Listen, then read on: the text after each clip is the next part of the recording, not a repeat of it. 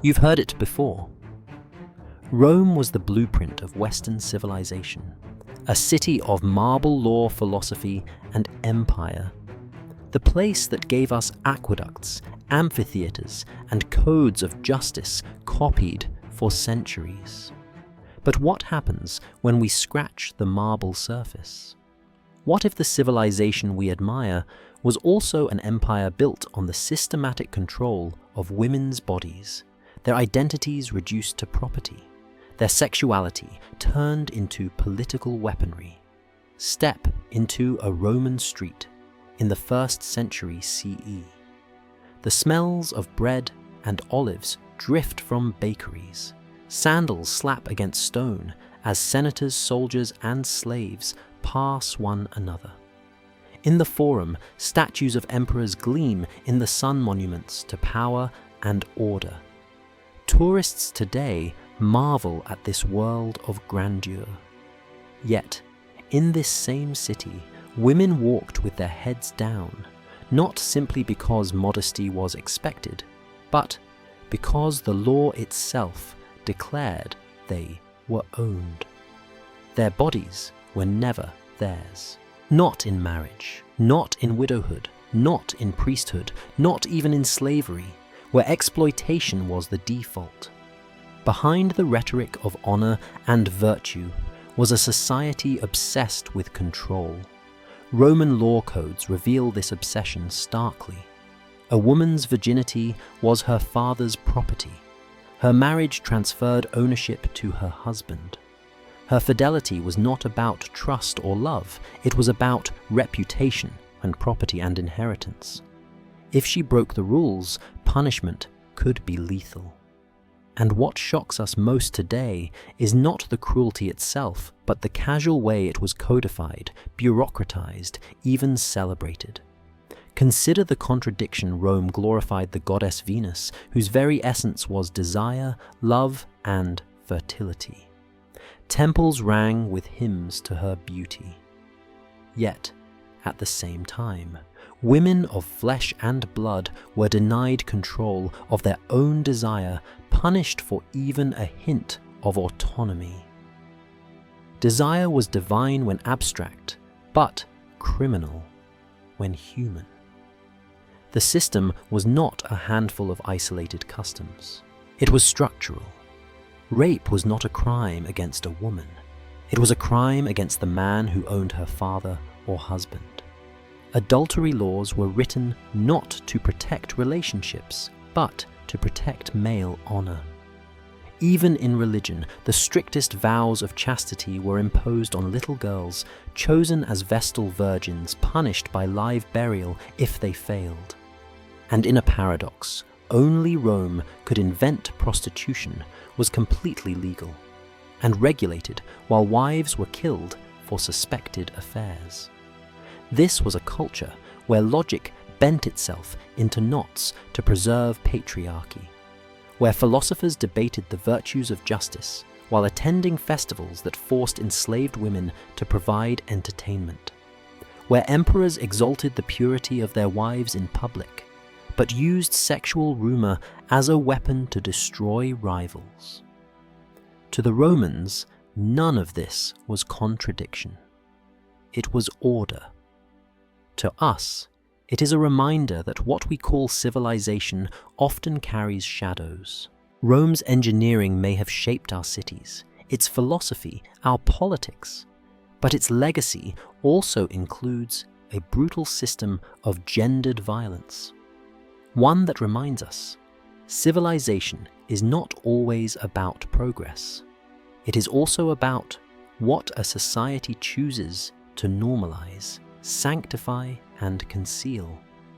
So the guiding question emerges when we admire Rome's triumphs. Are we willing to confront the cost? To see the women whose lives were crushed by laws carved as neatly as the columns of the Senate? The answer to that question will decide whether we see history clearly or whether we remain dazzled by the marble mask of civilization. The Romans prided themselves on order.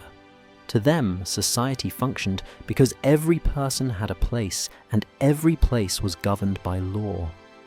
But when you step inside the framework of Roman marriage, you see how order for men was built on absolute ownership of women.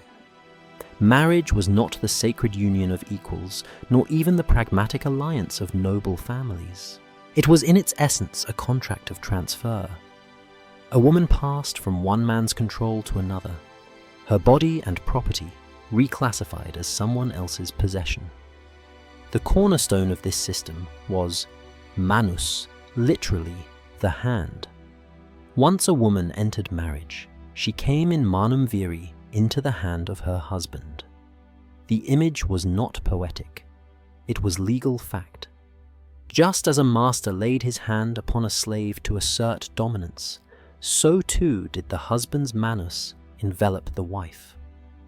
She ceased to exist in her father's household, lost her inheritance rights, and became legally part of her husband's family line. To the Romans, this was simply logical. To us, it is the blueprint of systematic erasure. There were different forms of marriage, each brutal in its own way. In Conferiatio, the most traditional, a sacred ceremony involving priests and sacrificial bread cemented the transfer. The woman gained honor in society, but her autonomy was annihilated. In Coemptio, the language was unmistakable. The bride was literally bought in a symbolic sale, copper coins exchanged in front of witnesses. Even User's the most lenient form was a trap. If a woman cohabited with a man for a year, without leaving his house for 3 nights in succession, the law considered her automatically his property. She could avoid this only by ritualized absence, fleeing for 3 nights each year, a desperate attempt to remain tethered to her father's authority rather than her husband's. Freedom was not an option. It was a choice between 2 masters. Once married, a woman's identity was collapsed into her husband's. Roman jurists wrote of her as a daughter in place of a daughter, an heirloom absorbed into a new household. She could not own land, conduct business, or represent herself legally. If she inherited property, it passed directly to her husband's control. Even her dowry, ostensibly her contribution, was managed by him. Roman law was meticulous, leaving no room for ambiguity. She was not a citizen in her own right, but a vessel of male honor and household wealth. The moral weight of chastity reinforced this ownership. A Roman woman's virtue was not hers to define. It was the currency of her family's reputation. Adultery was less about betrayal of love than theft of property staining the lineage with illegitimate heirs. A man caught in adultery faced little consequence so long as his partner was of lower social rank. Such as a prostitute or slave, his actions were tolerated. A woman, however, risked death. Under the Lex Julia de Adulterius, her husband could kill her if he discovered the affair in his own home. Her father too could execute both daughter and lover with impunity. Adultery was not an affair of passion. It was a capital crime judged not in courtrooms, but in blood. Even betrothal carried the chill of control. Girls could be promised in marriage. Before puberty, their futures signed away like deeds to land. Fathers held patria potestas, the paternal power of life and death over their daughters. To them, arranging a marriage was not a negotiation. It was an extension of absolute sovereignty. A daughter's desires, fears, or objections were irrelevant. She was an asset, and assets were managed, traded, and deployed for advantage. The irony is that marriage was marketed as protection. Roman writers often spoke of wives as guarded or shielded by their husbands. But protection in Rome meant possession. A woman protected by her husband was as free as a jewel locked in a strongbox safe from thieves, yet never her own. And while the law granted her no independent voice, it placed immense pressure on her to produce heirs. The entire machinery of inheritance and citizenship rested upon her fertility. She was expected to bear sons to continue the family name, to safeguard the continuity of Rome itself. Failure was not a personal tragedy, but a civic flaw, a weakness her husband and family could punish through humiliation or worse. Roman literature reveals the contempt embedded in this system. Satirists mocked women who sought independence. Philosophers wrote lengthy treatises advising men to manage their wives as one would manage property. Even poets who praised love emphasized possession. Ovid wrote of teaching women their place of bending desire to male command. Affection existed certainly. Couples loved and mourned each other, but always within boundaries drawn by law and reinforced by violence. This was Rome's idea of marriage, not the joining of two lives, but the absorption of one life into another. It was a contract dressed as ceremony, a sale disguised as sacred union. And through it, Rome codified the principle that a woman could never stand alone. She was always an extension of father-husband or household honor. So the question echoes, how can a civilization praised for its legal brilliance also write laws that erase half its population? How can we admire the order of Roman marriage contracts without hearing the silence of the women trapped inside them? Rome gave us the framework of law, but its foundation was not equality. It was possession polished into permanence. In the heart of Rome, beyond the bustle of the Forum and the shadow of the Colosseum, lay the house of the Vestals. To the Roman people, it was a sacred place, home to women who embodied purity, guardianship, and divine favor. To be chosen as a Vestal Virgin was considered one of the highest honors for a girl of noble birth.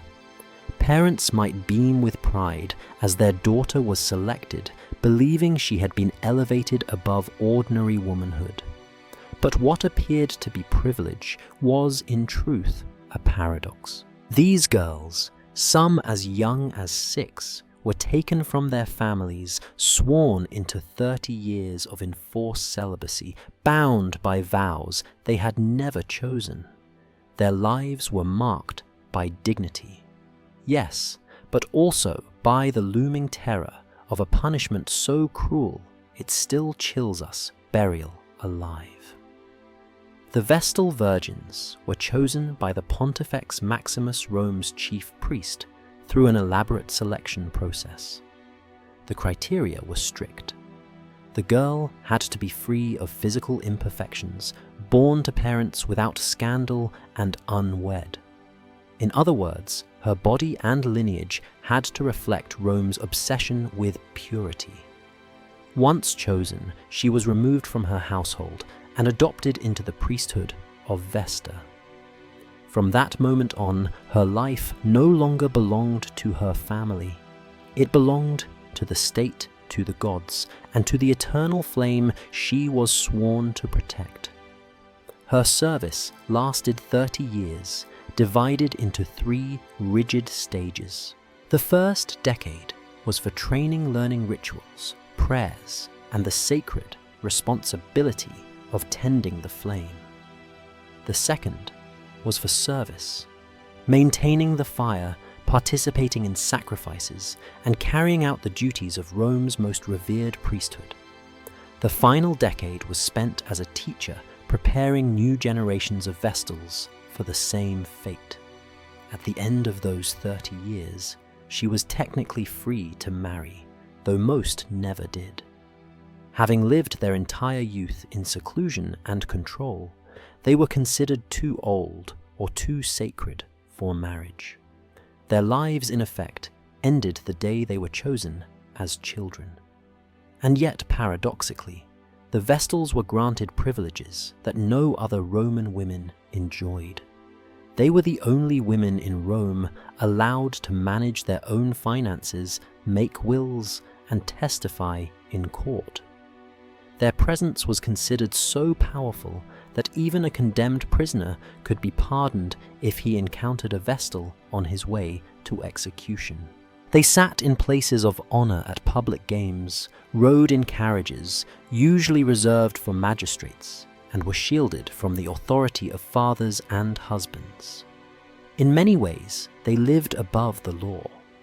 But this exaltation was conditional. The power they carried was not their own. It was the projection of purity Rome demanded from them. The contradiction became stark when a Vestal failed her vow. If she let the sacred flame die, it was seen as a sign of divine anger, a threat to the survival of Rome itself. If she broke her vow of chastity, the consequences were fatal. Because her body was sacred, it could not be executed by bloodshed or fire.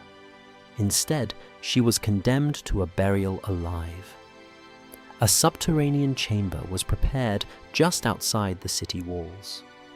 Inside a couch, a lamp, and a few days' worth of food and water were placed a macabre pretense that Rome was not directly killing her.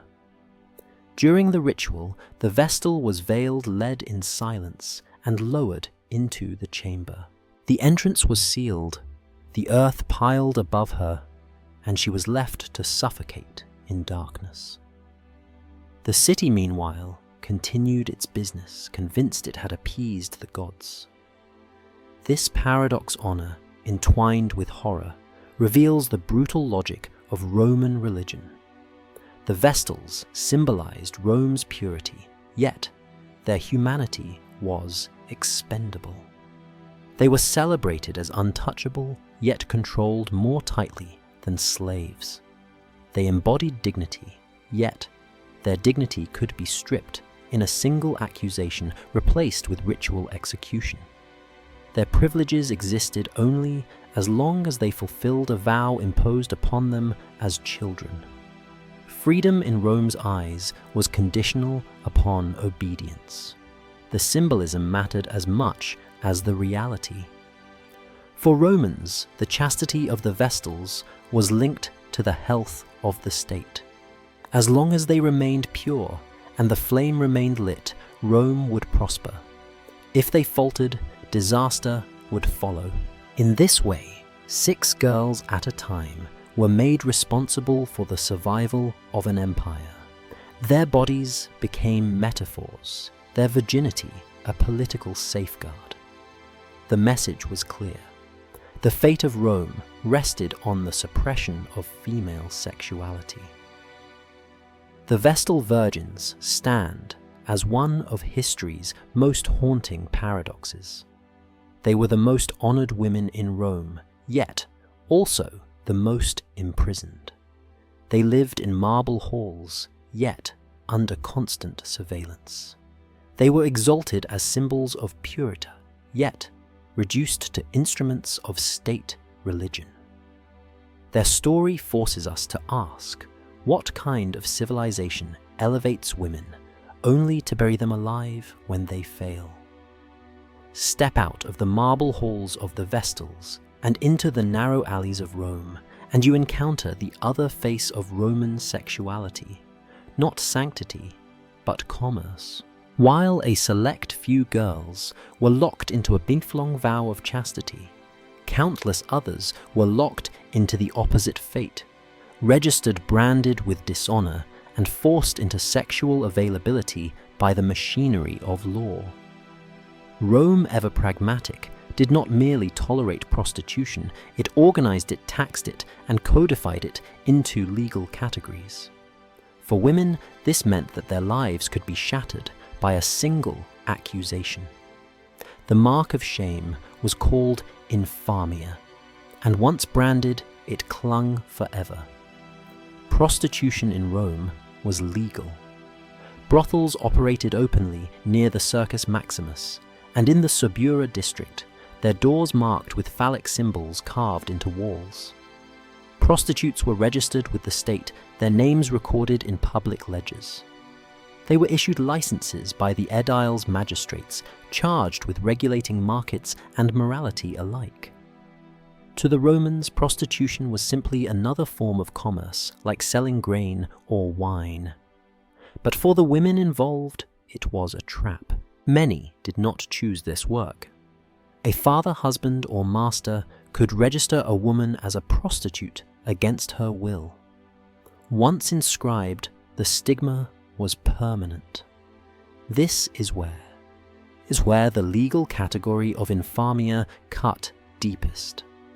Infamia did not just mean dishonor in a social sense.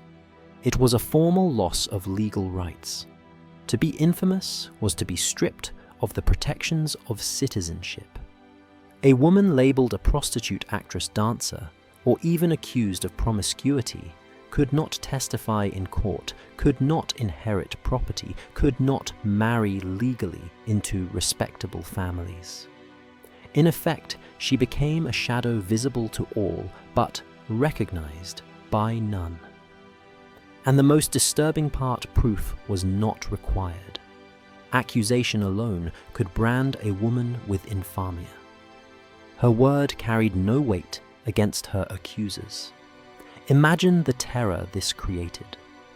A husband who, tired of his wife, could declare her promiscuous and register her as a prostitute, reducing her from matron to outcast overnight. A rival family could smear a woman's reputation, making her unfit for marriage alliances. Enslaved girls had no chance at all. Their owners sold them into brothels with the same paperwork used for livestock. And the law approved because the Roman state saw profit. Prostitutes paid taxes on their earnings, filling the treasury with silver drawn from their degradation. Meanwhile, elite men enjoyed nearly unlimited sexual freedom. They could frequent brothels, keep concubines, or abuse slaves without consequence. In Roman moral philosophy, male desire was not considered shameful. It was expected. What mattered was that men exercised their lust in socially acceptable directions towards slaves, prostitutes, or women of lower class. Only when an elite man crossed boundaries, such as seducing another citizen's wife, did scandal erupt. For women, however, every direction was forbidden. Whether virgin wife or widow, their sexuality was policed, and a single slip, real or imagined, could condemn them to infamia. The hypocrisy is staggering. Rome erected temples to Venus, goddess of love, and filled its literature with odes to passion, yet punished women for embodying the very desires it celebrated. Prostitutes were simultaneously essential and reviled. They kept male desire contained, protecting the chastity of respectable wives. But in doing so, they absorbed the full weight of dishonor. They were the shield behind which Rome pretended at morality, a buffer that allowed elite men to indulge without consequence. There is evidence that prostitution was woven even into state rituals. During festivals like Saturnalia, boundaries collapsed and sexual license was expected. Slave women and registered prostitutes were paraded through streets, their bodies part of the spectacle of Roman inversion. These events reinforced hierarchy, while men played at chaos. For a few days, women and the enslaved lived it permanently. The paradox becomes clear when placed beside the Vestals. At one extreme, Rome demanded absolute chastity, burying a woman alive for breaking her vow. At the other, Rome demanded absolute availability, branding a woman as infamous if she resisted. Both extremes served the same purpose: control. Women were never allowed to define their own sexuality. They were either state virgins or state property.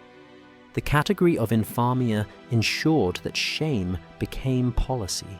It was not gossip, but governance.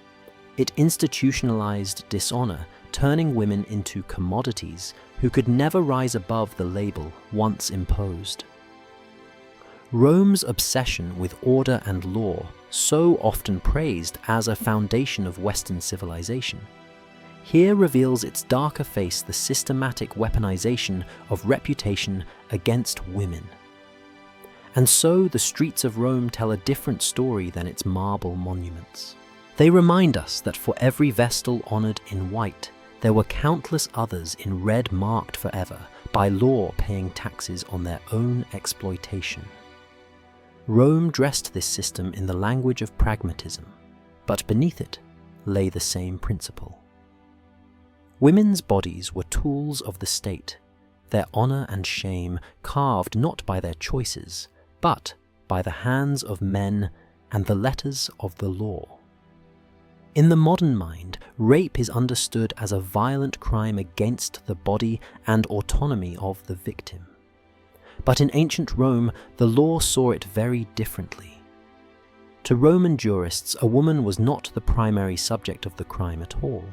She was property. Her body was an extension of her father's or husband's household. To violate her sexually was to damage someone else's possession, like denting a cart or breaking a slave. The harm lay not in her suffering, but in the insult to the man who owned her.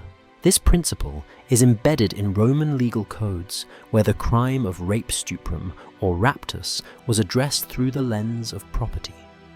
If an unmarried girl was assaulted, her father had the right to prosecute. If a wife was violated, her husband sought justice. But the woman herself could not initiate proceedings. Her testimony was often disregarded unless it served to confirm her guardian's claim. In essence, the law erased her as a person. She was treated as evidence rather than as an injured party. Even the punishments reveal this twisted logic. In many cases, the solution to rape was forced marriage. If a man raped an unmarried woman, he could avoid prosecution by marrying her, provided her father consented. This was framed as reparative. The daughter dishonored could now be made respectable by attaching her permanently to her attacker. The family's reputation was preserved, the daughter's chastity restored by legal fiction, and the rapist was transformed into a husband. To the Romans, the harm had been repaired. To us, it is a grotesque reminder of how power can twist justice into cruelty. The absurdity extended further. If the assaulted woman was enslaved, no crime existed at all. Slaves had no legal autonomy, no sexual protection. A master or his guests could use enslaved women at will. If someone else assaulted a slave belonging to another man, the offense was not rape. It was theft of use, an infringement on the owner's rights. The punishment, if any, was financial compensation paid to the master. The slave herself received nothing, her suffering invisible in the eyes of the law. Consider how this shaped daily life. A freeborn woman, even from an elite family, lived under the constant shadow of her reputation. Her value in marriage markets depended entirely on her perceived chastity. If she were assaulted, her family's honor was damaged more than her own body. Fathers could even kill daughters, suspected of consensual sex, under the ius vitae necisque, the right of life and death. Husbands could cast off wives, accused of infidelity, or assault their fate sealed by reputation rather than truth. Women became hostages of their own bodies, punished for violations committed against them. The contradiction is sharpest in Rome's obsession with public morality. Senators wrote laws about chastity while frequenting brothels. Philosophers lectured on virtue while exploiting slaves. The double standard was built into the system. Men's sexual behavior was tolerated, even celebrated, as long as it preserved hierarchy. Women's sexuality was controlled, policed, and weaponized against them at every turn. A man could cheat freely with prostitutes or slaves. A woman suspected of infidelity could be executed by her husband or father. And if she were raped, the solution was often to bind her permanently to her assailant. Roman literature adds chilling details. Poets like Ovid in works such as the Ars Amatoria blurred the line between seduction and assault, framing coercion as play. Mythological tales retold in Roman art often celebrated the abduction of women. Lucretia, whose rape and suicide sparked the founding of the Republic, was held up not as a victim, but as a symbol of chastity's defense. Her tragedy was remembered not for her suffering, but for how her death preserved her family's honor. This reveals the cultural script. A woman's body was never hers. It was a stage for other men's reputations to rise or fall. Even when emperors were involved, the pattern held. Tacitus and Suetonius record stories of imperial abuse. Caligula and Nero taking women against their will, sometimes in public ceremonies. The outrage in these accounts is rarely about the women's suffering. Instead, it is about how such behavior reflected on Rome's moral order or diminished the dignity of high-ranking men whose wives or daughters were targeted. Women themselves remained footnotes in their own tragedies. In this light, rape in Rome was not an aberration, but an institutionalized practice. The law reinforced hierarchy men's rights to control women's lack of agency, slaves' total disposability. The very definition of the crime erased the victim, framing the act as damage to male property rather than a wound to female autonomy. This mindset normalized violence, embedding it into family structures, courtrooms, and religious rituals. It forces us to confront an uncomfortable truth. When we admire Rome for its law codes, we must remember what those codes protected and what they ignored. The same civilization that gave us republican government, monumental architecture, and philosophies of justice also built a legal system that defined rape as property damage. In doing so, it institutionalized the silencing of women, making their pain invisible while sanctifying their obedience. And so we ask, what kind of society praises justice while denying half its population the right to even be victims? Rome's answer is clear. For them, the law was not about fairness, but about control. And women's bodies were the foundation upon which that control was built. Rome's obsession with controlling women's sexuality extended far beyond laws and punishments. It invaded the most intimate corners of their bodies. Virginity and fertility were not private matters, but public concerns tied directly to family honor, inheritance, and the survival of the state. To ensure that women fulfilled their duty as vessels for male lineage, Romans devised tests, rituals, and so-called medical treatments that today seem more like acts of humiliation or torture than science. Virginity was treated as property to be inspected, guarded, and verified. Families desperate to prove the purity of their daughters relied on bizarre tests. One method involved giving a young woman a mixture of saffron herbs and wine to drink. If she vomited, it was believed she was still a virgin. If she kept it down, she was suspected of sexual experience. Another test was even stranger, walking barefoot across eggs.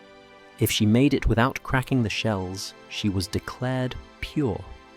If any broke her virginity was in doubt. These absurd rituals held enormous weight, capable of deciding a girl's future marriage prospects, her family's honor, and her very survival. A single stumble, a single unlucky outcome could mark her as spoiled. Such tests reflected Rome's larger obsession with heirs. In a patriarchal system, women were responsible for producing legitimate children, particularly sons who would carry on the family name. When pregnancies failed to appear, blame almost never fell on the husband. Instead, women were labeled defective barren or cursed. Physicians, if they can be called that, proposed remedies that reveal the brutality of Roman medical thinking. Some treatments were invasive fumigations, where smoke from burning herbs or animal products was funneled into the vagina to clear blockages. The substances ranged from myrrh and frankincense to far stranger mixtures, goat fat ashes, or even pulverized animal organs. Another treatment involved inserting wool soaked in crushed liver or bile, under the belief that fertility could be jump-started by proximity to life essence. If these measures failed, physicians prescribed bloodletting near the uterus or warm wine enemas to balance the humours. More disturbing still were the physical punishments disguised as medicine. A common belief held that infertility could be shaken loose by beating a woman's pelvis with fists or wooden implements. Others claimed violent exercise, forced running, or even being jolted on carts could encourage conception. The underlying assumption was always the same. Women's bodies were machines that could be fixed through force, regardless of the pain inflicted. The social pressure behind these practices was immense. A Roman woman's worth was measured in her ability to bear children. A wife who failed to produce heirs risked humiliation, abandonment, or even divorce. Her family's political alliances might collapse if her womb did not deliver sons. Women endured fumigations, beatings, and potions not out of personal choice, but because society demanded it.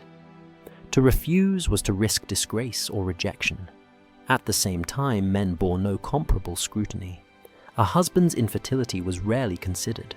His virility was assumed. If no children appeared, the wife was blamed, subjected to treatments, while the husband sought satisfaction with slaves, concubines, or prostitutes. The double standard was absolute. Men's bodies were exempt from suspicion, while women's were sites of endless inspection, correction, and punishment.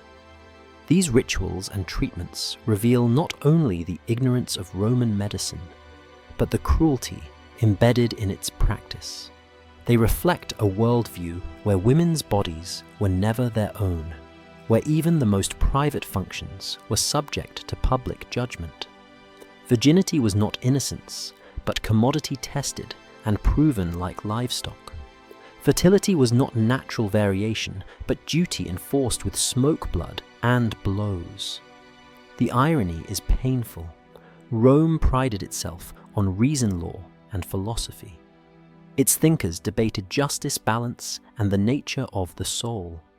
Yet, in practice, its approach to women's health was a mixture of superstition, violence, and misogyny. To control reproduction, Rome was willing to degrade women physically and spiritually, wrapping cruelty in the language of medicine and piety. If freeborn Roman women endured a life of surveillance and humiliation, the fate of enslaved women was far worse. For them, sexual exploitation was not an aberration, it was the default. By law and custom, enslaved women had no claim to consent, no protection, no right to refuse. Their bodies were commodities, as much a part of the master's estate as the olive press or the vineyard. To own a female slave was to own her labor and her sexuality with the state, recognizing no boundary between the two. Ancient writers from Juvenal to Martial speak with chilling casualness about the availability of slave women for sexual use. A Roman master could summon a young girl from the kitchen or field at will. No law stood in his way. No stigma followed his actions.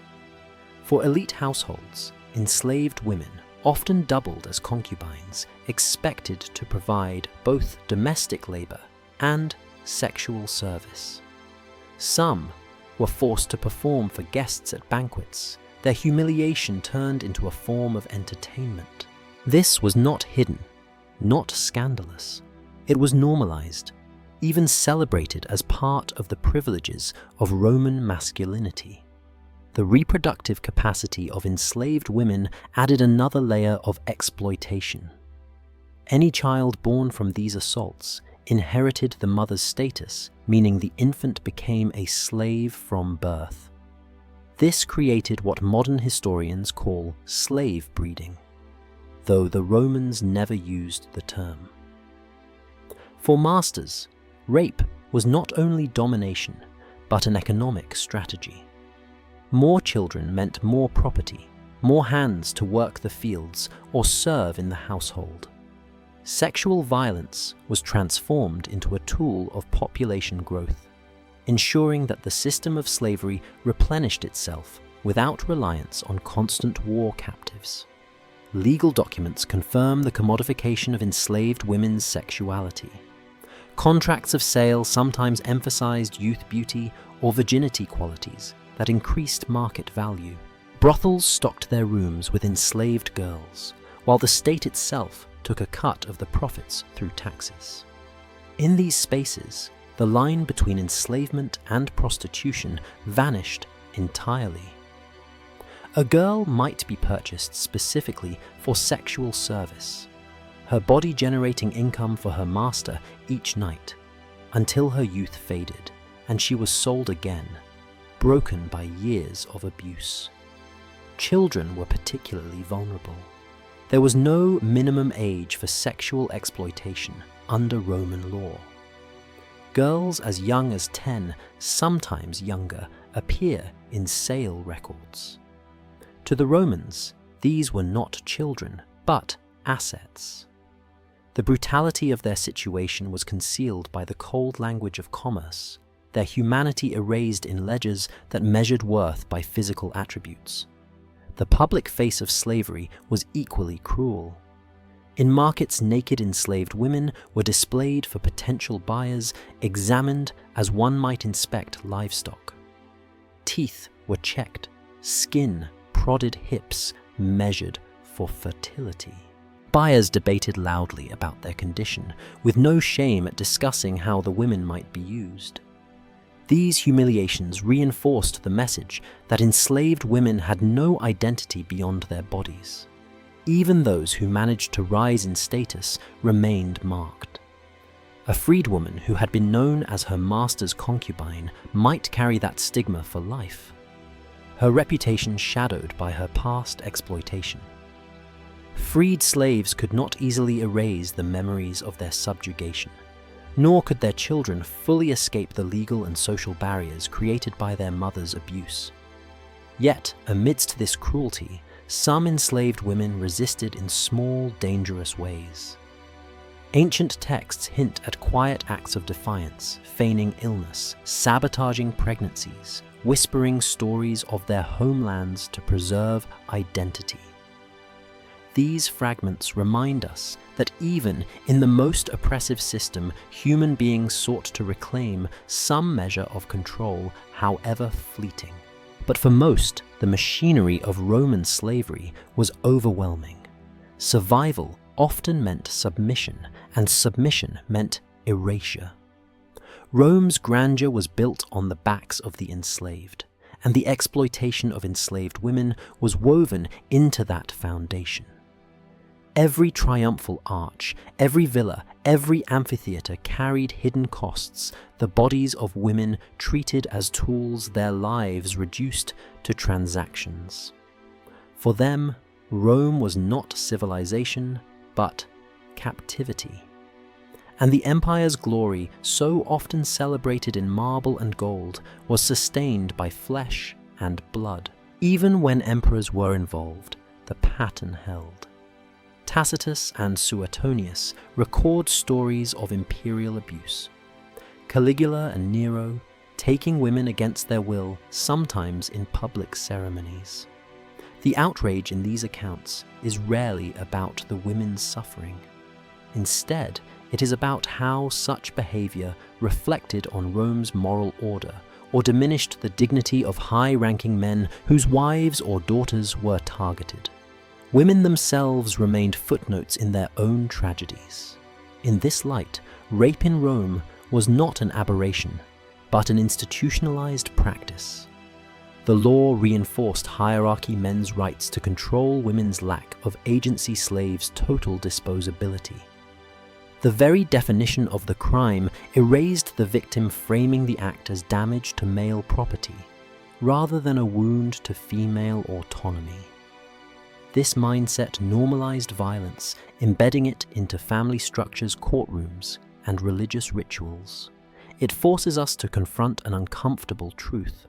When we admire Rome for its law codes, we must remember what those codes protected and what they ignored. The same civilization that gave us republican government, monumental architecture, and philosophies of justice also built a legal system that defined rape as property damage. In doing so, it institutionalized the silencing of women, making their pain invisible while sanctifying their obedience. And so we ask, what kind of society praises justice while denying half its population the right to even be victims? Rome's answer is clear. For them, the law was not about fairness, but about control. And women's bodies were the foundation upon which that control was built. Roman society wielded shame as a weapon, turning women's bodies into theaters of control. Sexuality was never private. It was policed, judged, and when deemed transgressive, paraded before the crowd. The punishments for alleged misconduct were not hidden behind closed doors, but staged as rituals of humiliation, blending law spectacle and cruelty. To live as a woman in Rome was to exist under the threat that your body could become public property at any moment, not just for pleasure, but for punishment. One of the most brutal practices was damnatio ad bestias, condemnation to the beasts. Though often reserved for criminals, it was sometimes inflicted on women accused of adultery or promiscuity.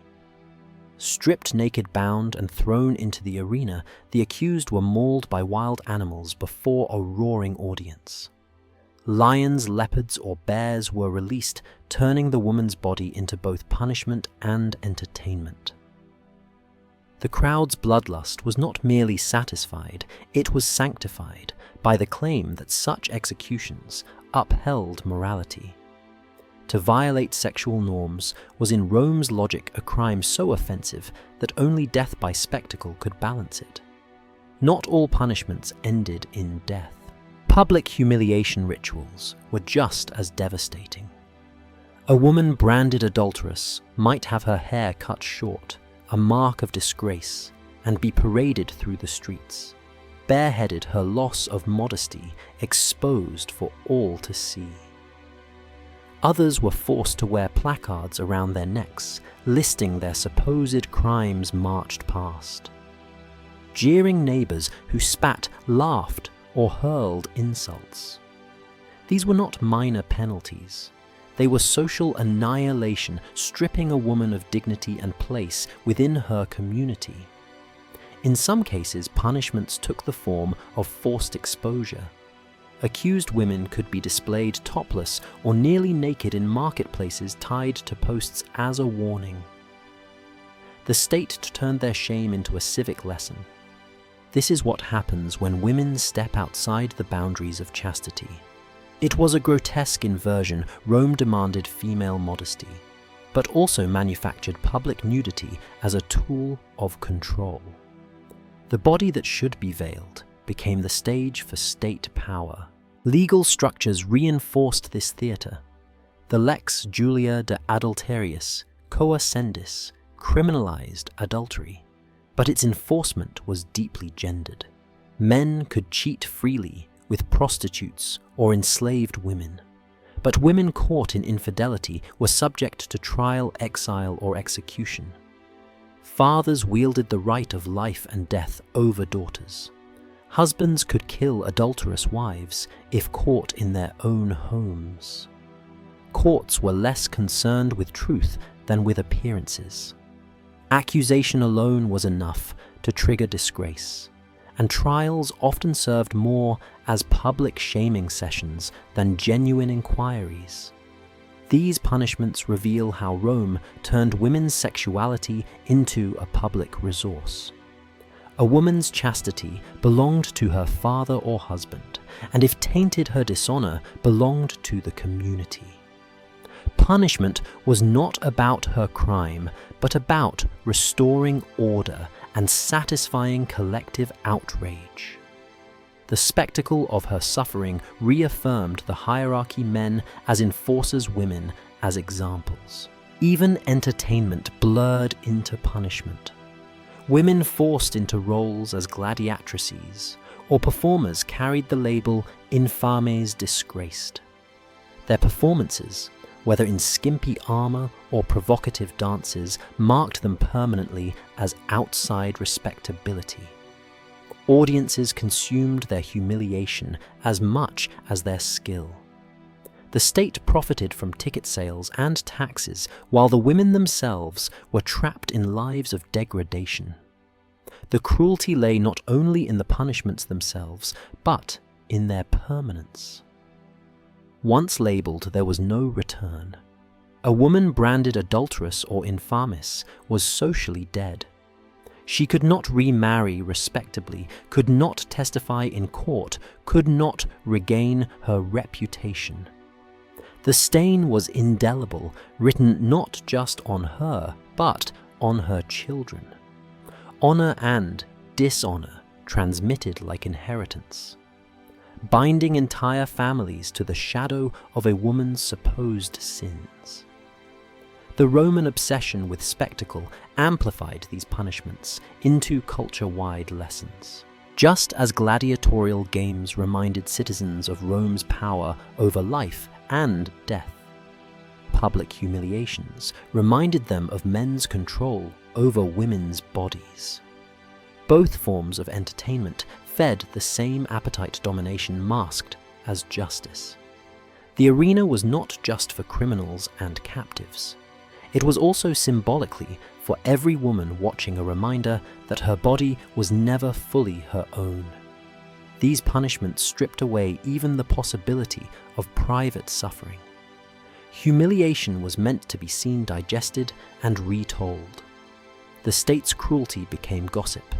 Gossip became legend. Legend became deterrent. Through ritual shame, Rome inscribed control onto the female body, binding women not just with laws, but with fear of exposure. In this way, Rome weaponized both law and theater. Adultery, rape, or accusation, whatever the charge. The punishment was always the same: the woman's body turned into a canvas for male power, her suffering repurposed as civic morality play. It is a reminder that behind the grandeur of Roman order lay a society eager to destroy women publicly in the name of preserving its own fragile sense of honor. In Rome, women who dared step into the public eye, whether to sing, dance, act, or even fight, entered a world where talent became indistinguishable from degradation. No matter how skilled or admired, female performers were branded infames, a legal and social category of dishonor. It did not matter whether a woman danced before cheering crowds, recited lines in the theater, or clashed in the arena as a gladiatrix. Her visibility condemned her. In the Roman imagination, a woman's body belonged in the private sphere, silent and unseen. To perform was to expose, and exposure was synonymous with shame. The term infamia carried weight. It was not a passing insult, but a formal status. Once marked infamis. A woman lost legal protections. She could not testify in court. Her word dismissed as inherently corrupt.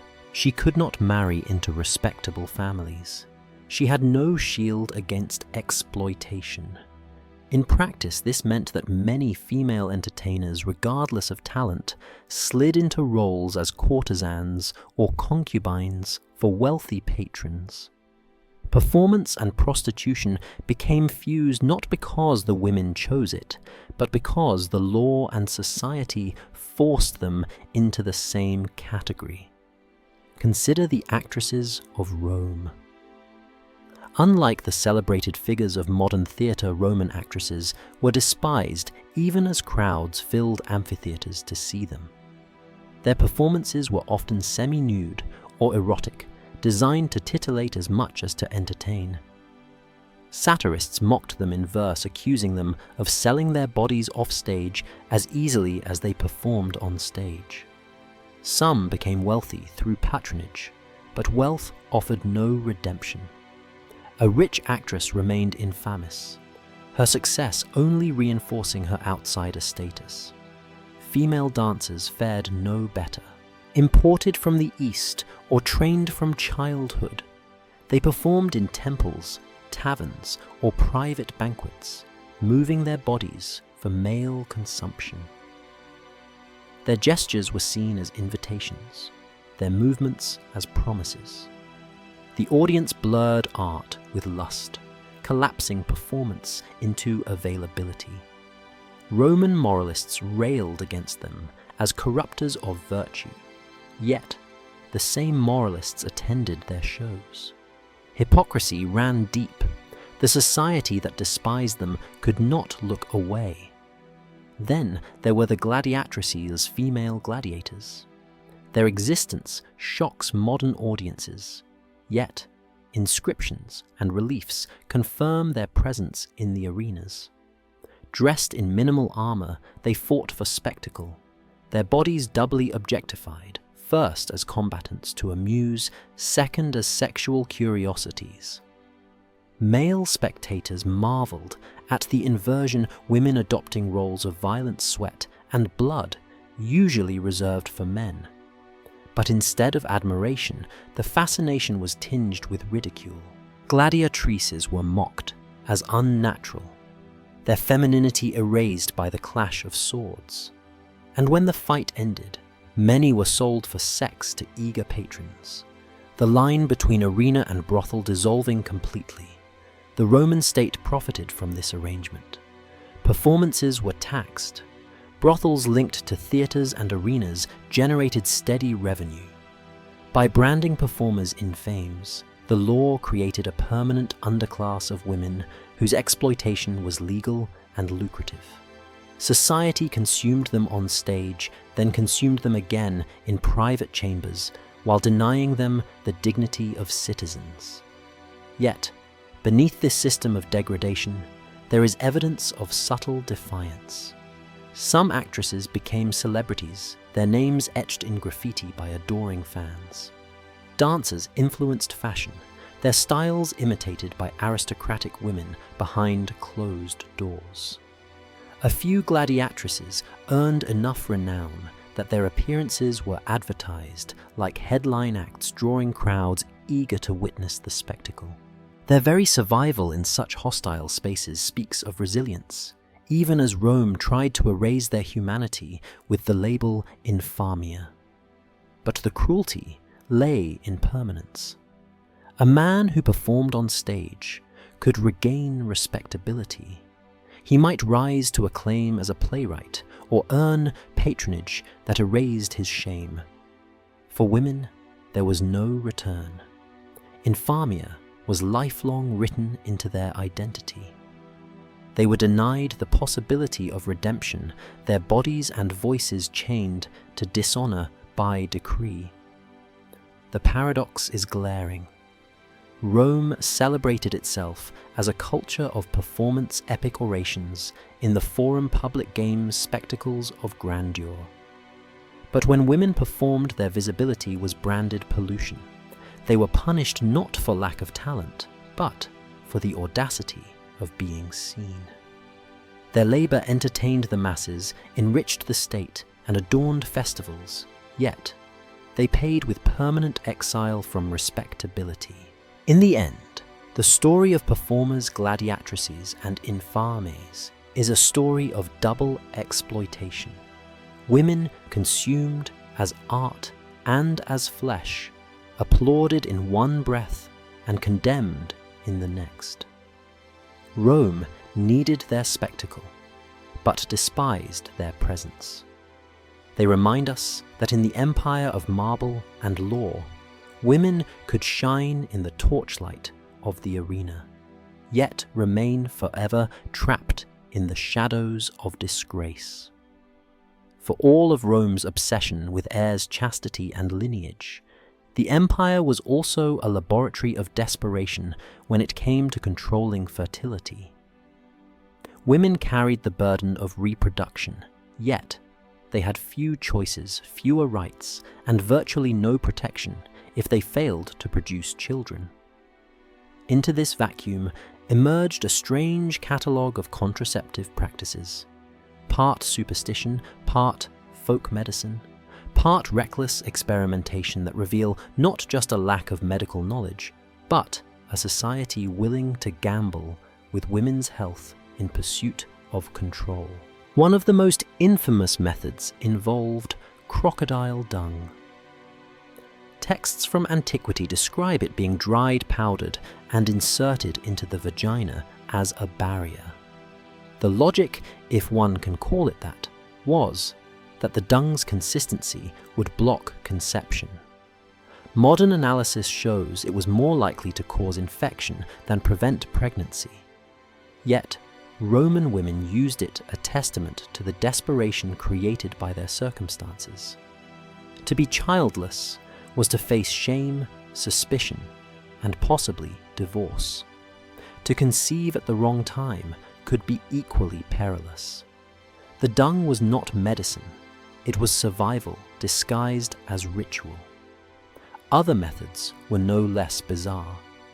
Some women drank potions of animal urine, believing its heat or purity would cleanse the womb. Amulets made of wolf bones or carved with magical inscriptions were worn around the neck or tied to the thigh. Charms meant to ward off conception. Vinegar douches were recommended in certain medical texts meant to close the womb, but often causing burns or infections. Honey and lead mixtures were inserted as pastes, honey to soothe lead for its supposed drying power, unaware of the poison leaching into their bodies.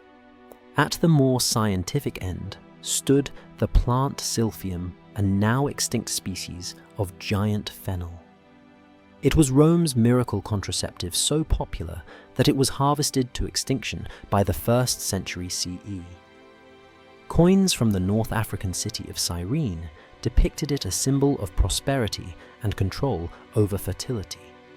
Women consumed silphium as a potion or wore it as an amulet. Some sources even suggest its sap was applied directly as a contraceptive paste. It was the empire's most effective method, and its extinction is a telling reminder of how demand for control over women's bodies consumed even nature itself. These practices reveal the double standard that structured Roman sexuality. Men were free to indulge, to take slaves, to frequent prostitutes, to pursue affairs. Women, meanwhile, bore the weight of consequence. If she conceived outside of marriage, the woman was disgraced, punished, or even killed. If she failed to conceive within marriage, she was blamed for infertility and subjected to brutal remedies. Physicians prescribed fumigation of the womb with smoke, from burning herbs or beatings around the pelvis to stir the uterus. Women were treated like malfunctioning vessels to be fixed with violence and fire. The obsession with fertility was not just personal, but political. Rome's survival depended on citizens to fill its legions and colonize its provinces. Augustus, the first emperor, even passed laws penalizing childless couples, rewarding those with 3 or more children. For the state, reproduction was duty. For women, it was destiny, enforced by law, ritual, and superstition. Every failed conception was not just a private sorrow, but a social offense. What is most striking is how little agency women had in these matters. A husband, physician, or priest might prescribe treatments, but the woman endured the risks. She was told to swallow, to insert, to burn, to bleed. No one asked her desire, her comfort, or her consent. Her womb was not her own. It was the property of her husband, her family, and ultimately the Roman state. And yet, within this oppressive system, there is evidence of quiet resistance. Women whispered remedies to each other, shared knowledge across kitchens and marketplaces, passed down folk recipes outside the eyes of men. Some deliberately used ineffective methods, masking their intent not to conceive under the guise of compliance. Others sought midwives who specialized in herbal abortifacients, risky, illegal, but sometimes effective. These shadow networks remind us that even in a world determined to police their bodies, women carved out small acts of autonomy. The story of Roman contraception is not just about dung herbs or poisons. It is about a civilization that exalted itself as rational and orderly, yet entrusted women's lives to magical thinking and dangerous experiments. It is about the cost of treating reproduction as duty rather than choice. Behind the marble temples and august laws lay women swallowing ashes, inserting dung, and praying to avoid disgrace. Rome built aqueducts that carried clean water across continents, but when it came to women's health, it offered crocodile dung and superstition. That contradiction is not accident. It is the empire itself. If Roman law condemned women's sexuality as dangerous, shameful, or criminal, Roman religion often inverted that logic. In the shadow of temples, rituals rebranded exploitation as holiness. What was punishable in the home or courtroom could be exalted in cult practice. The same society that executed women for adultery demanded their participation in rites where sex itself was framed as a sacred offering. This paradox, criminalized in law, sanctified in religion, exposed the deep hypocrisy at the core of Rome's cultural imagination. One of the most notorious examples was the cult of Bona Dea, the good goddess. Her festivals were strictly for men banned under penalty of sacrilege. On the surface, this looked like empowerment, a rare moment where women controlled the ritual space. But sources hint that what occurred inside was far from liberating. Celebrants drank heavily, music thundered, and intoxicants heightened the frenzy. Slave women in particular were made to participate in rites where their bodies symbolized fertility and expiation. Objects shaped like phalluses, sacred instruments of the goddess, were employed in ceremonies that blurred the boundary between symbol and act. Outsiders whispered about orgies disguised as worship, though priests fiercely denied such charges. Yet the secrecy itself suggests that the line between ritual and exploitation was thin. Bona Dea was not alone. Other cults harnessed sexuality under divine sanction. The rites of Cybele, imported from Asia Minor, involved castrated priests who performed ecstatic dances and sometimes initiated participants into orgiastic rituals. The cult of Dionysus, eventually outlawed in Rome for its excesses, was rumored to include intoxication, sexual abandon, and the dissolution of social boundaries. In these spaces, slaves, freed women, and elites might mingle as equals, at least for the duration of the frenzy. But equality in ritual did not mean safety. Participation could be coerced, intoxication, forced consent, erased by the authority of religion. What made these practices especially insidious was their framing. Priests declared that sexual union within the temple was not lust, but purification, not violation, but offering. A woman compelled to serve in a ritual might be told she was absolving the sins of men, channeling divine energy, or ensuring the fertility of the land. In this logic, her suffering was erased, overwritten by cosmic necessity. Rome's theology transformed exploitation into duty, ensuring not only her silence, but her complicity. To resist was to defy the gods themselves. The paradox becomes sharper when contrasted with Roman law. Outside the temple, an accusation of promiscuity could ruin a woman, branding her with infamia. Inside, ritualized sexuality was commanded and praised. A woman who avoided ritual service risked social suspicion. A woman forced into ritual service lost her dignity behind the mask of sanctity. This contradiction did not trouble Roman society. Instead, it reinforced control. Women's bodies could be criminalized or sacralized, depending on what men required in that moment. Foreign observers were horrified. Greek writers accused the Romans of hypocrisy, noting that the same senators who punished adultery attended or funded festivals drenched in erotic symbolism. Early Christian authors later used these cults as proof of Rome's decadence, condemning them as evidence of moral collapse. Yet for centuries, Romans themselves accepted the duality. Publicly, they praised female chastity. Privately or ritually, they demanded women's bodies as conduits for divine power. Archaeological evidence adds weight to these accounts. At sites dedicated to fertility deities, archaeologists have uncovered votive offerings shaped like genitals, male and female alike, deposited as prayers for children or sexual potency. Some temples contained hidden chambers, small and enclosed, likely used for intimate rituals shielded from outside eyes. Inscriptions suggest that enslaved children and women were often donated to temples, their lives redirected into service, framed as sacred. Whether they experienced devotion or degradation depended less on belief than on coercion. The religious justification of sexual ritual reveals how Rome blurred lines to maintain control.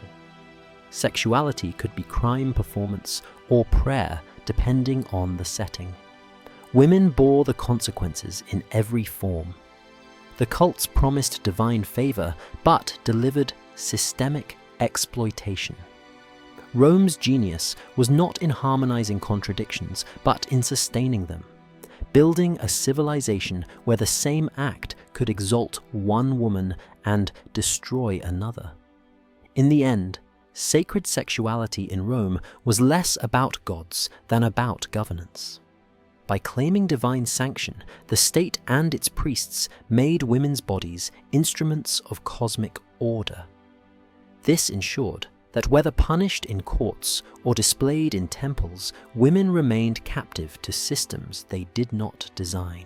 Rome did not merely regulate sexuality. It turned it into a theater of power, staged under the watchful gaze of both citizens and gods. In the Roman world, the loss of a husband did not free a woman. It bound her anew this time to the rituals of mourning and the legal paranoia of male legislators obsessed with bloodlines. To be a widow was to enter another stage of surveillance.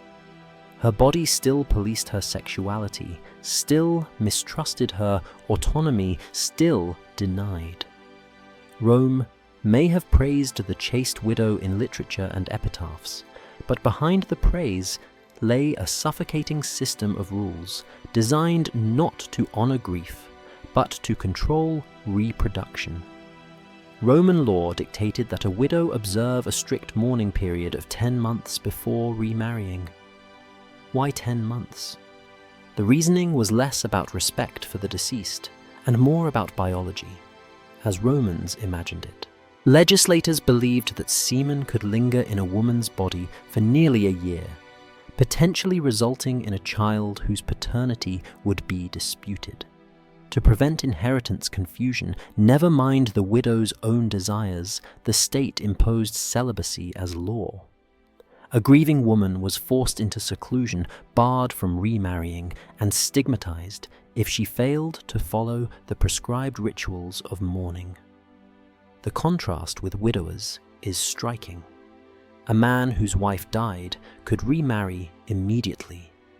No seclusion, no waiting period, no suspicion. He was praised for taking another bride, ensuring continuity of household and heirs. His grief was acknowledged perhaps, but never allowed to interfere with his civic duty to reproduce. For women, however, grief became an additional burden policed by neighbors, family, and state alike. Failure to mourn properly invited accusations of indecency or disrespect. The mourning rituals themselves were invasive. Widows were expected to wear specific clothing, dark and modest, signaling their chastity and grief. Public appearances were limited. Wealthier widows sometimes commissioned inscriptions that emphasized their fidelity to their deceased husbands, not merely as eulogies, but as defenses against suspicion. A woman too cheerful, too sociable, or too eager to remarry risked social scorn. Literature abounds with tales of widows praised for refusing remarriage altogether, their celibacy cast as a kind of second marriage to their husband's memory. In this way, even death did not dissolve the bond of ownership. The economic stakes were also high. In some cases, dowries were returned to the wife's family upon her husband's death, leaving her financially vulnerable.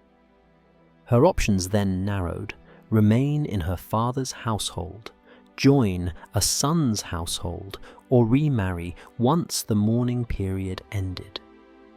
But remarriage was not simply her decision.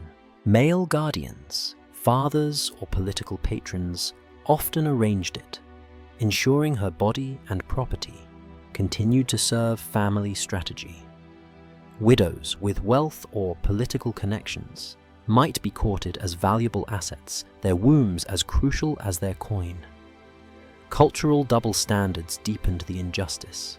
Satirists mocked widows who remarried quickly, painting them as lustful and dishonorable. Yet the same satirists excused men who cycled through multiple wives in pursuit of heirs or alliances. The Emperor Augustus himself legislated against widows who resisted remarriage, penalizing them with fines or loss of inheritance if they remained childless too long. In Rome's eyes, a widow's body was never truly her own. It was either a vessel of her dead husband's honor or a resource to be redeployed by the state. Even myths reinforced this paradigm. Tales of the devoted widow who immolated herself on her husband's funeral pyre circulated as moral exemplar. While not common Roman practice, such stories revealed the ideal: a woman so bound to her husband that life without him was unthinkable. To survive him was acceptable only if her survival remained cloaked in chastity, mourning, and obedience. What emerges is not merely hypocrisy, but systemic cruelty. Widows were forced to embody contradictions, visible in their grief, yet invisible in their desires, honored in poetry, yet constrained in law, pitied in mourning, yet commodified in remarriage. Their sexuality was never private. Even in death's shadow, it was monitored, legislated, and weaponized.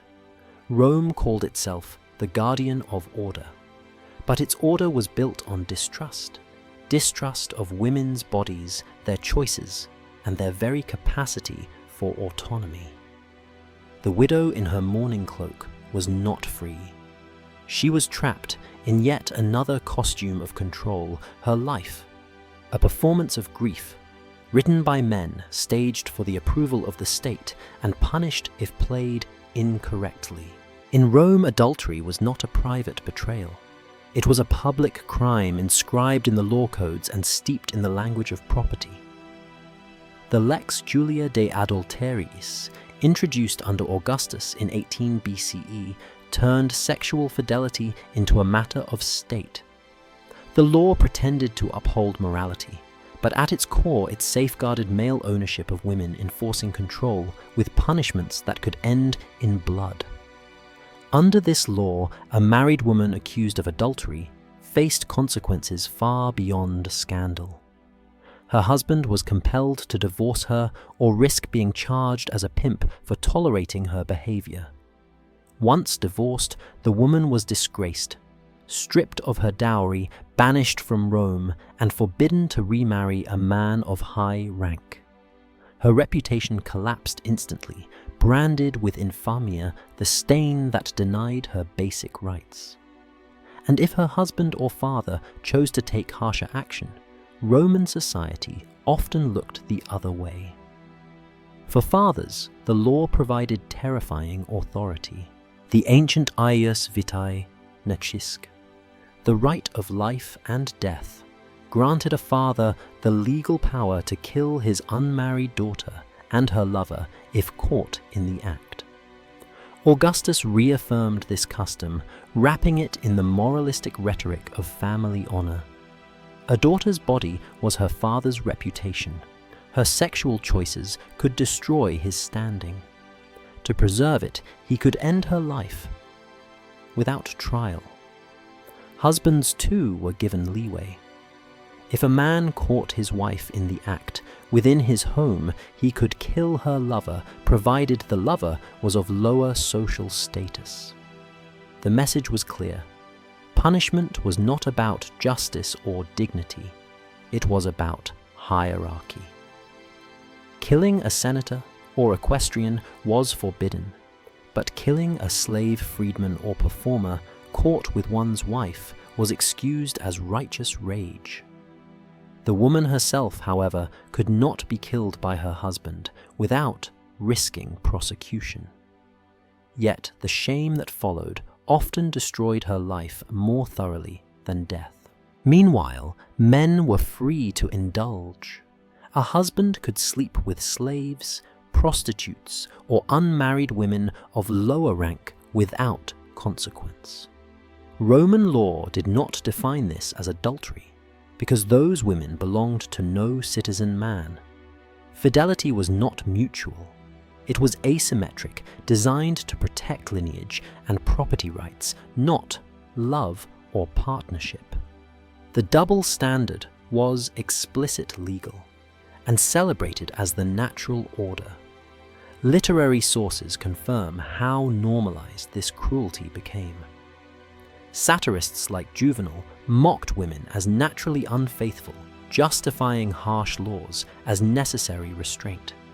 Historians recorded cases where accusations of adultery served as political weapons. Empresses and noblewomen could be denounced not for proven acts, but for rumor alone, their downfall orchestrated by rivals eager to ruin families. In these cases, the law became a convenient excuse to eliminate threats under the guise of morality. Even architecture reflected this obsession. Inscriptions from family tombs praised wives as univira women who had only one husband in their lifetime. Such inscriptions were less romantic than they appear.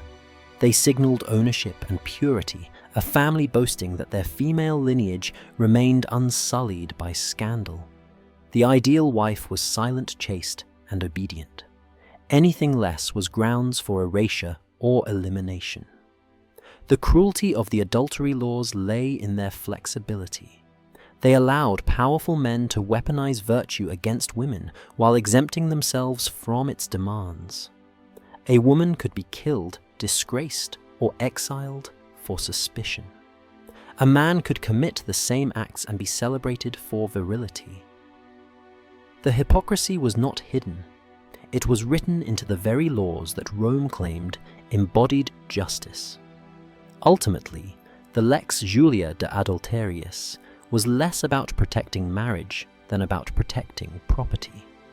Wives were vessels of lineage, their fidelity, the guarantee that heirs were legitimate. By criminalizing their autonomy, the state transformed personal betrayal into political treason. The family became a microcosm of empire ruled by fear, enforced by violence, maintained by law. And in that empire, a woman's body was never her own. It was a battlefield where honor and property collided and where her blood could be spilled in the name of Rome's order. At the summit of Roman society, women in the imperial family lived lives draped in silk and surrounded by marble. But their bodies and reputations were no more their own than those of the humblest slave girl. If the law controlled ordinary wives and daughters, politics consumed empresses. Their sexuality became currency, projected as purity when the state needed stability, smeared as promiscuity when rivals sought their downfall. Rome's empresses were not merely wives or mothers. They were symbols, propaganda tools wielded by emperors and enemies alike. Consider Livia Drusilla, wife of Augustus. Official monuments portrayed her as the ultimate matron modest-dress, lowered eyes, embodiment of chastity and piety. Sculptors emphasized her serene dignity, making her the visual template for the Roman idea of feminine virtue. This wasn't accidental, it was strategy. By holding up Livia as the model of obedience and purity, Augustus reinforced his own image as a moral reformer, even while he filled Rome with laws that crushed women's autonomy. Livia's private influence at court may have been immense, but in public she was reduced to an icon, the eternal faithful wife, silent yet powerful, precisely because her sexuality was framed as untouchable. Contrast her with Messalina, wife of Emperor Claudius.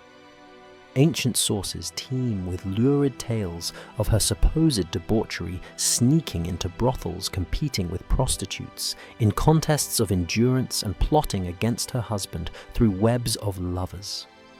Whether true or exaggerated, the effect was devastating. She was executed at 23, condemned more by narrative than by evidence.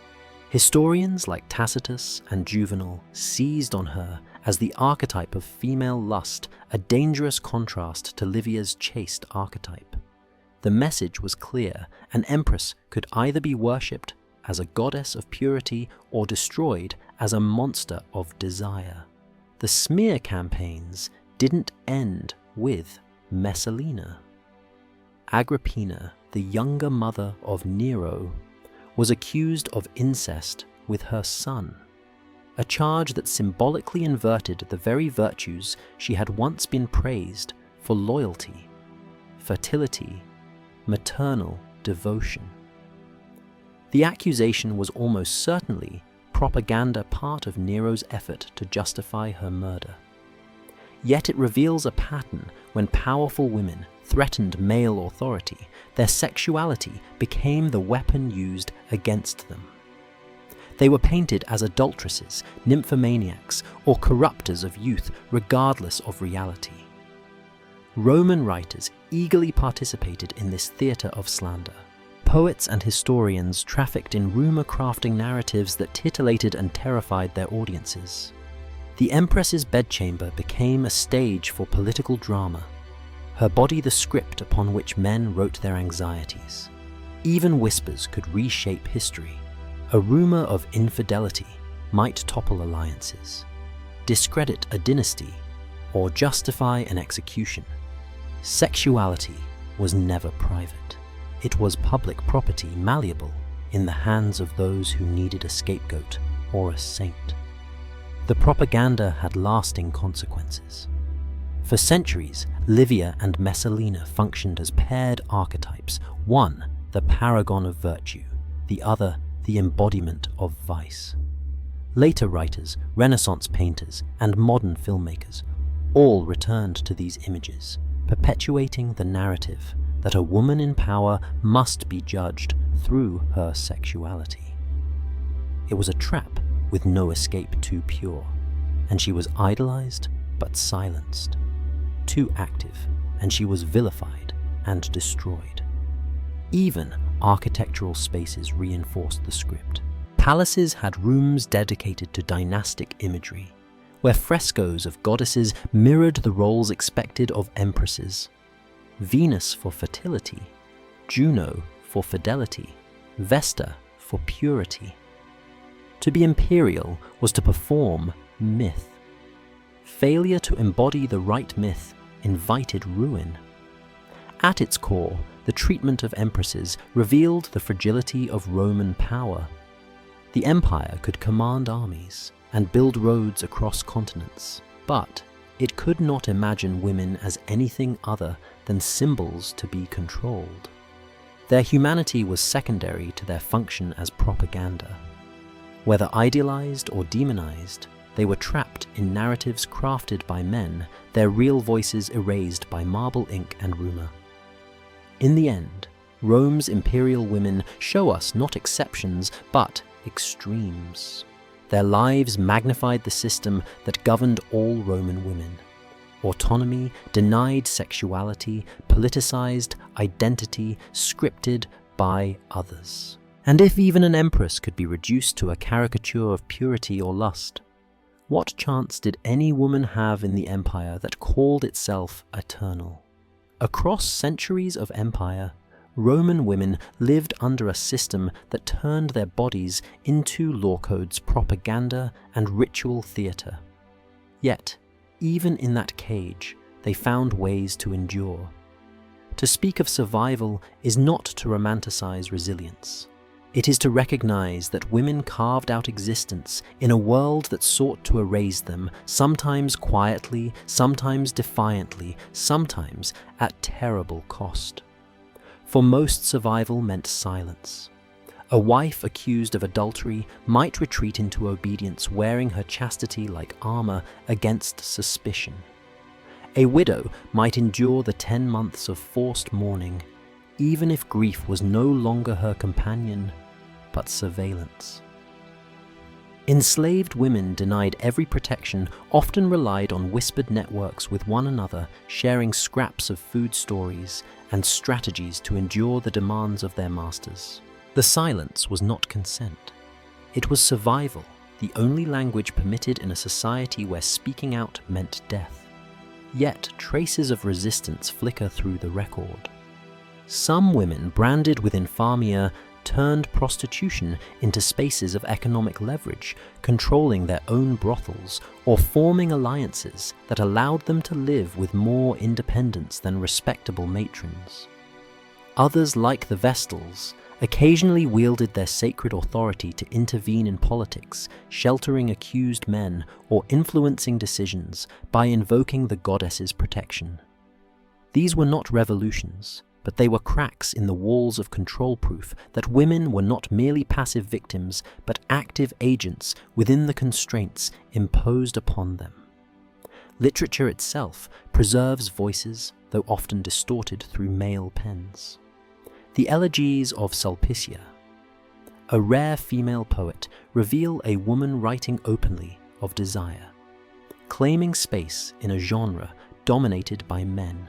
Her words remind us that Roman women did have inner lives, loves and identities that escaped the state's definitions. Even in satire, where women were mocked as adulterous or deceitful, one can hear the faint echo of their defiance, if only because their behavior unsettled men enough to demand ridicule. The silencing was systemic, but not total. Archaeology uncovers graffiti scratched onto walls by women in Pompeii, short messages of love, insults, or self-assertion. These fragments prove that even the humblest had voices recorded in moments not meant for eternity, yet preserved by accident. The empire could dictate laws and rituals, but it could not stop a woman from writing her name on a wall, from telling the world, "I was here."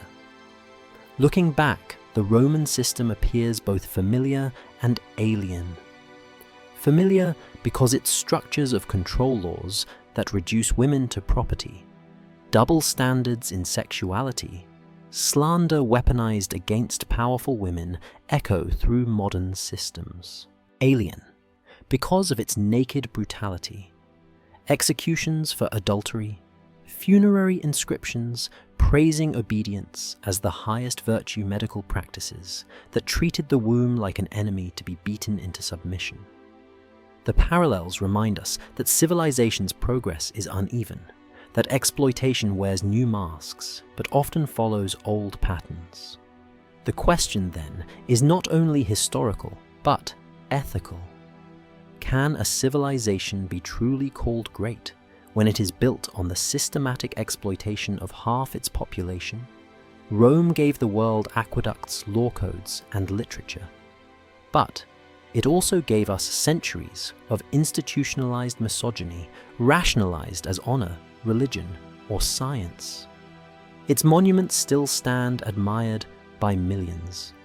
But how often do we think about the women who were silenced within their shadows? Survival in Rome meant enduring erasure, but endurance is not the same as justice. The voices of those women, wives, slaves, priestesses, empresses were muted, twisted, or lost. What remains are traces, fragments, and stories filtered through hostile narrators. To listen for them is an act of restoration, a refusal to let silence have the final word. Rome's legacy is not only marble arches and epic poems. It is also the unmarked graves of women whose lives were measured in obedience, whose resistance was crushed, whose stories were stolen. To tell their stories now is not merely history. It is a reckoning with the civilization we admire, with the cruelty we excuse, and with the echoes that still shape the present.